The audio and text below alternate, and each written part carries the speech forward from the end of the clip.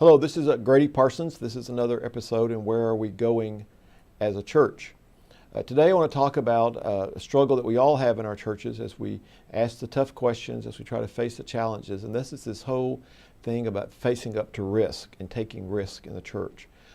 As I travel across the church and engage with people, telling the stories about their church, over and over again I hear these stories where people want to do things, but they're afraid to take the risk of failure in the church. And one of the real goals of a leader, one of the qualities of a leader is someone who's able to manage the pain and the pleasure part of the congregation, and being able to bring people to a point where they're able to face up enough, willing to take the risk of the pain in order to move forward what may be a real difficult situation, but maybe a very hopeful situation. So based on this experience and based on these decades in ministry, I've created this chart. This chart is really about the famous four-letter words of the church. On the vertical axis is hope and fear, and on the horizontal axis is nice and risk. Now most churches, I think, try to live somewhere in the quadrant that is the nice category. They want everything to be nice. They want everybody to be pleasant with each other. They don't want to upset each other. They don't want to upset any of the members so that they might stop coming. There's this real fear that they won't be there, and they live in that quadrant of the chart. But where we really need to move to is try to help our congregations and help our presbyteries and help our synods move into that quadrant that really deals with hope and with taking risk. Now it's important to take risk. Risk is how we learn. Risk is how we become a learning community. Risk is all about being a person of faith. Everything we do is not guaranteed.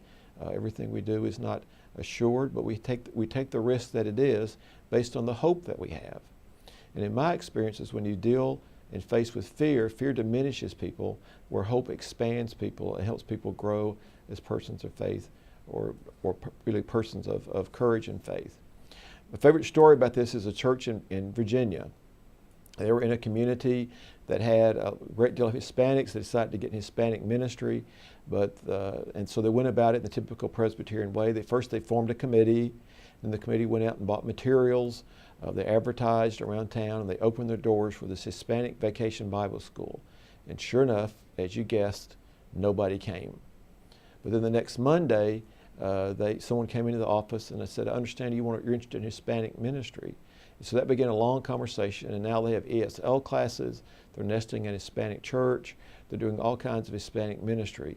And eventually, because of a common grief they shared when they lost two of young people in a car wreck, they were able to have Hispanic Vacation Bible School. Now the main point of that story is if they had stopped after they had failed in their first attempt, the rest of that story never would have happened, and they never would have known the success of being able to reach out to those people in the community. And so often as in our churches and our presbyteries and our synods, even in our whole denomination, we walk up to something, we have some bad experience, and instead of learning and moving on, we just sort of say, we're never going to try that again. We're going to back away from that. We can't afford to take those kind of risks. The church is all about taking risk. That's all it's about. The church is about taking risks because we are hopeful people, because we believe that some of the greatest things in life that scare us have actually been conquered in Jesus Christ. So we're willing to move forward and manage the parts of us that still are scared, but the parts of us that are still hopeful. And those of us who are leaders in the church need to be willing to do that. We need to be willing to take risk in our own faith life, but also willing to take risk in our life as a community, help pushing forward that. Churches and presbyteries and synods that just try to focus on making everybody happy will never get there. Plus everybody in their life will make them crazy. In my own household, both my children are grown. One of them's married. They have their own lives. They have their own benefits and all those good things. We don't have pets anymore. There's nobody home but just my wife and I. And even then, not everybody's happy. So you can't make everybody happy. But you can learn from taking risks. You can learn from facing things that are difficult and try to move your church and your organization to that quadrant where you're really working on the risks because we have the hope we have in Jesus Christ. And the more we take those risks and the more we're willing to see some gifts in that, the more hopeful of people we can be and the more hope we have to offer the people of this world who are so desperate in this time of when fear is the prevailing word, when people are so desperate to receive that gift of hope that we have to give as a church.